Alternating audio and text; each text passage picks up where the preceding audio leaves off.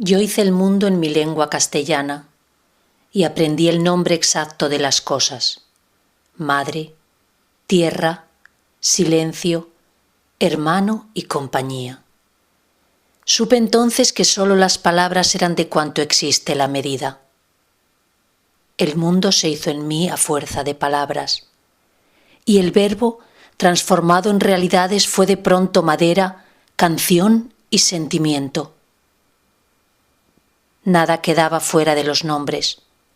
Las plantas se nombraban una a una, los pájaros, el fruto de los árboles, el nombre conseguido de los nombres. Supe entonces que todo era ya mío, que nada se escapaba a la palabra.